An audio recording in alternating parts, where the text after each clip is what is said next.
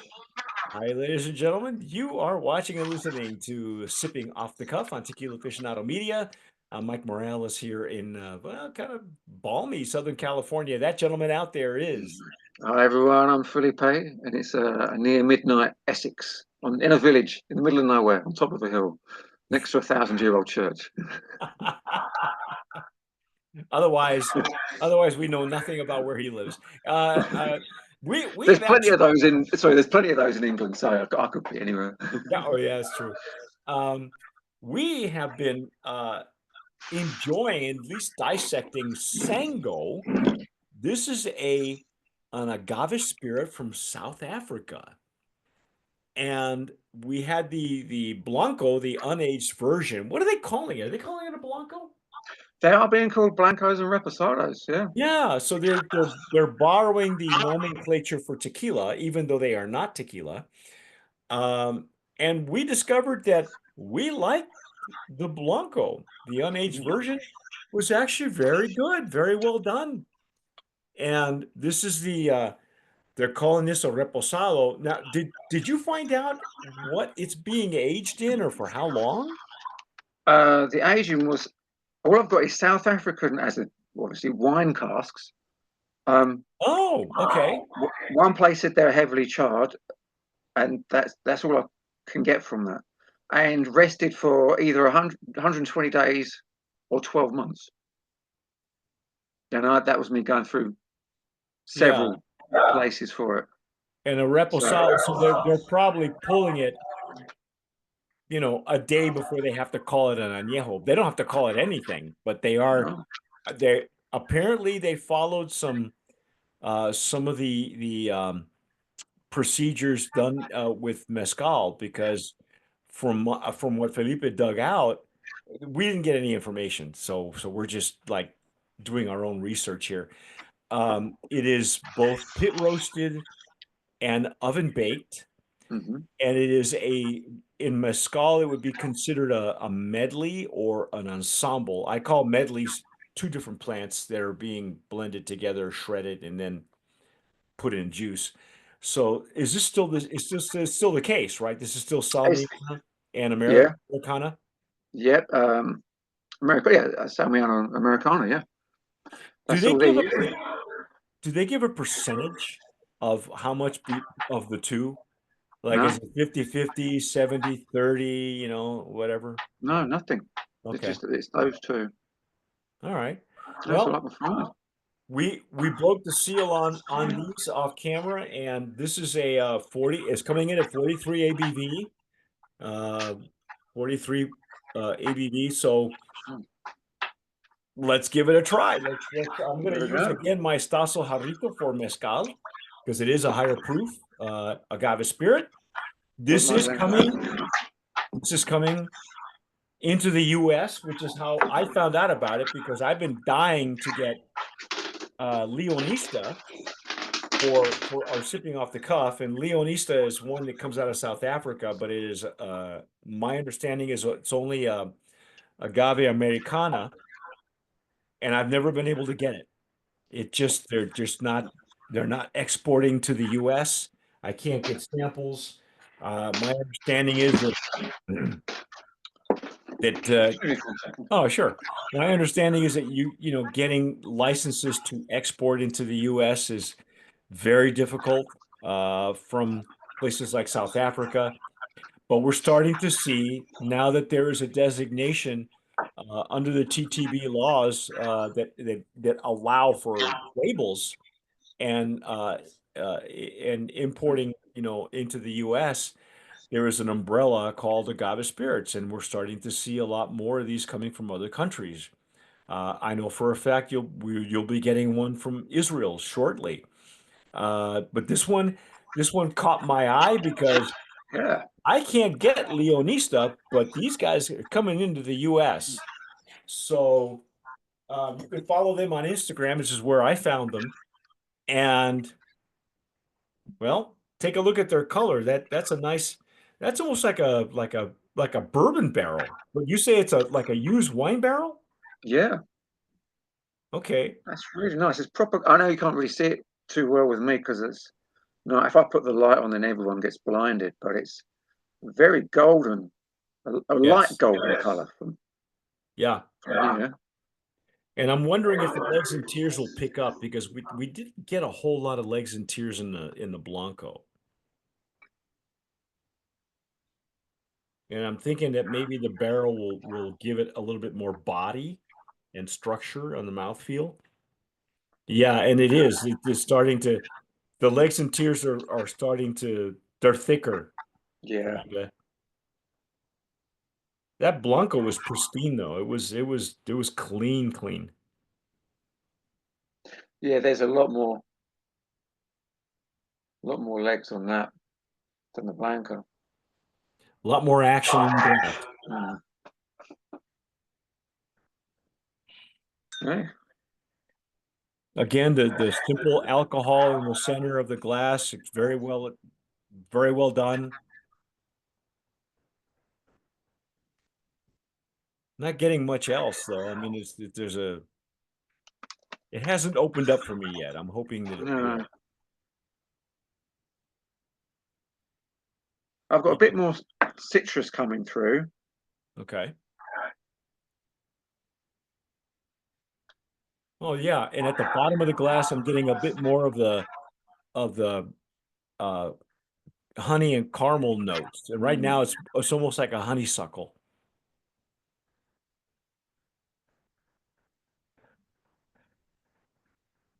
It's just taking its own sweet time to open up, though, to bloom, as we call it in the wine business.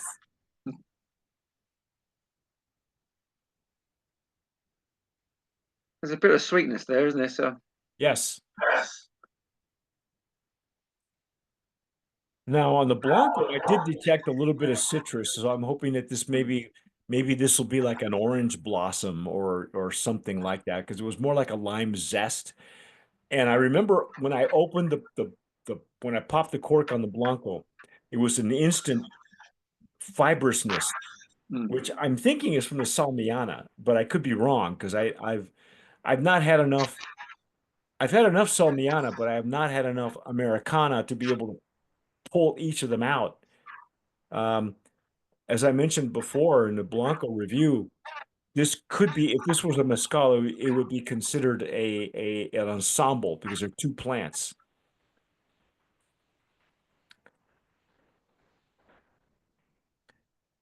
Yeah, it's Still, taking its time. yeah, it's still a pleasant nose. I mean, it's not off-putting. No, There's no smoke. There's no fusel oil. None of that. It's very it's pleasant. like the Blanco. It's very clean. Yes, I'm getting more sweetness on this side, Mm. and that's got to be coming from the barrel or the. What wine barrel did they say it was? Did they say any particular? No, No. just South African wine barrels. Okay. So Well, anybody who's an expert in South African wines can tell us what one what's their one best place. seller? Sorry, No, no, go ahead. so was one place said it was a charred barrels. Well, yeah, I would imagine you have to recharge them. You could. You don't have to, but you Mm. could.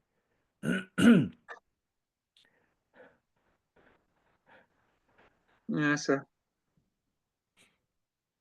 I'm wondering if that's going to be it. Well, the Blanco didn't have the nose was simple, but the flavor profile had the character to it, but there was no structure. It was thin on Mm. the mouthfeel. And that's okay. It's all right because what really the presence was pepper. What we got mostly was pepper, white pepper, black pepper, hot pepper, green pepper, like a bell pepper. Um, and that was fine. The lip and gum numbness was there. Um, but yeah, it's a bit sweeter though. It's starting to Yeah, open up here on the bottom.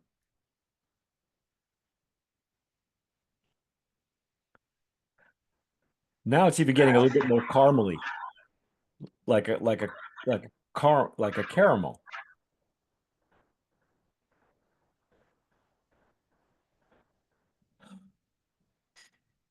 Wow. And this is 43 ABV. It's a higher proof. It's as high as the Blanco, but the alcohol is minimal. I mean, There's yeah, a real there's a hint of the pepper from the Blanco, but that's in the background. yeah, It's mainly sweetness, isn't it? yep. And not a bad sweetness, not an overpowering. It's not. No, no, it's not It's not cloying or sickly. anything like that. No, no. Yeah. I say we dive in. Let's just give it a try and see what we get. Here we go.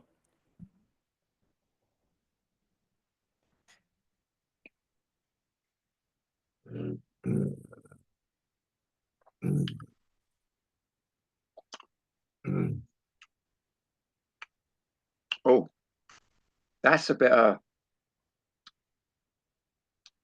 There's a hint of chili pepper with that. The Yeah, pepper came in. it's more like a hot cinnamon Mm. from the barrel, but And it's gone. And it's gone. I was expecting a little bit more dryness though. Because the wine barrels Yeah. generally, at least in tequila, when they age it in a wine barrel, let's say it's a Chardonnay barrel or you know uh, Mm. any like cognac barrel, whatever, the finish is dry. But I didn't get that on this first pass. Of course, I spit mine out. The Mm. pepper is definitely amped up, and that's got to Yeah. come from the barrel. The barrel gave it much more body in the legs and tears. It's actually staying more on the palate this time too. Yeah, I quite like that. I quite like that hit. And just as kind of like you get used to it, it kind of just dissipates out almost off the end of your tongue. And then I've got this, Residual lip and gum numbness, the tingling. yeah, but it's a really nice caramel sweetness to it. It's not overpowering. It's really subtle in a lot of ways. Yeah. Let's, Well, I'm going to go in for number two yeah. here because I think I'm going to swallow this second one. Again, it's got that long, medium to long finish. It's got a long finish on it.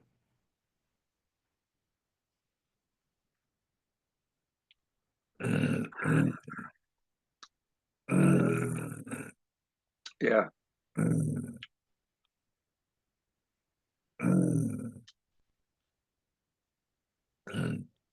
That's almost like a sweet chili, but not as in, when you get a sweet chili sauce. Not like that. It's a Like bit more. like a mole. I haven't got. I've got some chocolate out of the Blanco after a while, but I haven't got anything like that.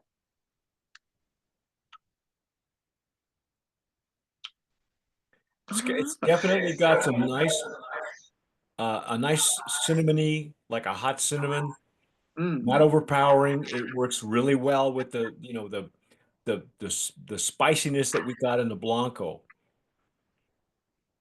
This is See a this this? this is gentler than what their marketing is saying. This is not Mm. this is a nice sipper. I was going to say you could have a glass of that, and it could last you a while, because it's just you'd be taking a sip every 5 minutes or so. It's just really you sit there and go, and you just sort of it's like when you've had a hard day at work and you get into a hot bath and you just lay there and you go, oh, it's that kind of like, Yeah, yeah. do you It's know? like a hot bath for your palate. But it's not hot. It's not a hot. It's not. You're not going to break out into a sweat. It's not a No, sauna. no, no. This is actually again, I think it would stand up to a cocktail for sure. Um, I don't Yeah. I'm not sure you could probably do a Manhattan with this thing and it would stand up really well. Um, I think it's cocktail forward. It's not a shooter. This thing is very, No, very, this is very sippable, very approachable. Wow. I can't think of that. I can't think the name of it. There's a brand as well. It's tequila and Coke and lime. Well, yeah, Uh, It's a charro negro or a batanga. Batanga, that's it. I think that would work well with that. Yeah, yeah, because of the wood would give it an extra layer of complexity to the Mm. cocktail, and it will stand up to your Mexican Coke if that's available to you. But nobody's drinking Coke in Mexico these days.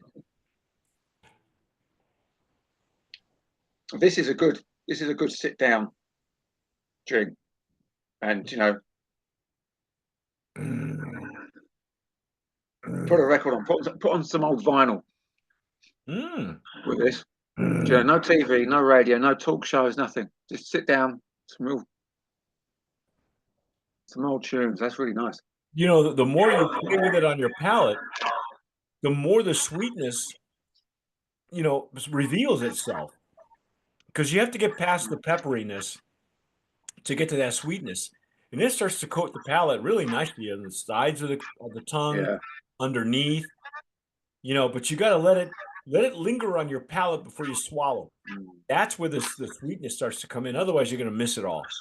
And the pepper, I've got them in my ears. I can feel it coming up. Well, Yeah, it's really nice. on the retronasal is when I get more of the fibrousness. See, I'm getting that fibrousness that I got when I first popped the cork on the Blanco, but I get it on the retronasal, and it's like, that's really pleasant, but you don't get it on the flavor. On the intake, it's almost like the whatever they use for the fibers um, is overcome or overtaken by the one that's providing the sweetness. And I don't know which is which. Again, I've had enough Salmiana to be able to detect it. But as a mezcal, if I could know more about their process, like which one of these is being pit roasted and which one of these is being oven baked, Mm. and what the percentages are, 50-50, 70-30, 80-20. I don't know. I would say that the Americana would take up the bulk of the South African Karoo because it grows wild there. So Mm. you could probably harvest a lot more Americana than you would Salmiana. So if I had to guess, I would go 60-40, 70-30, just as a blend. And if Mm. this were a mezcal, this would be considered a an ensemble, or I call it a medley. I call anything with two plants a medley, and then an ensemble is three for me. But I've seen the nomenclature used both ways. So I prefer this over the Blanco. I do too. I think it's got more body and structure too. I Mm. think it's got more layers to the flavor profile. Yeah. See, Um, the Blanco, I think, great for cocktails. I think we said, it's so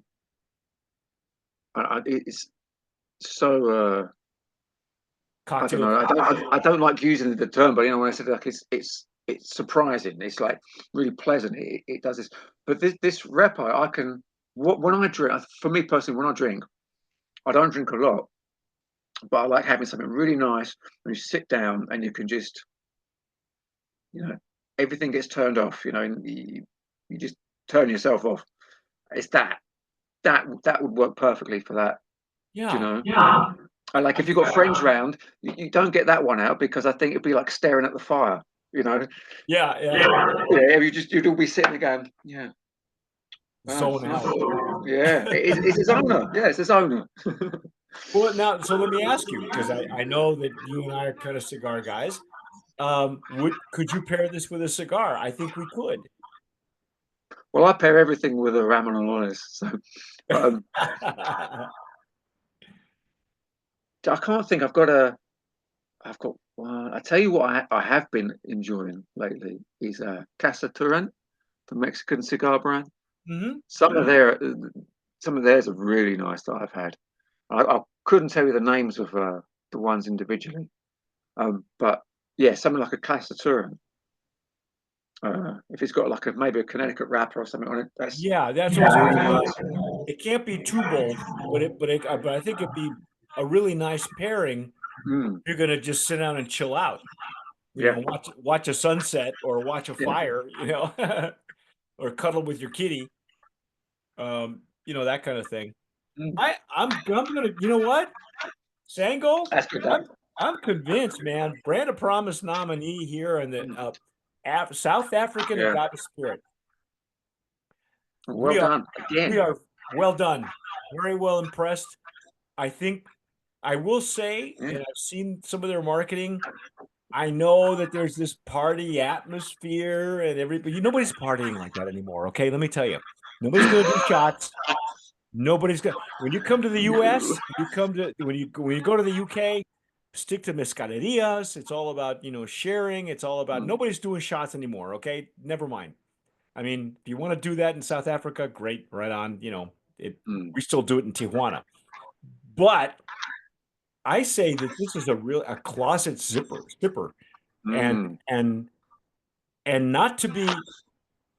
Don't sleep on this. I wish I had a price point, in American dollars, even in rand, if I could, or something, just to get an idea of what it's going for. Because I gotta tell you, Mm.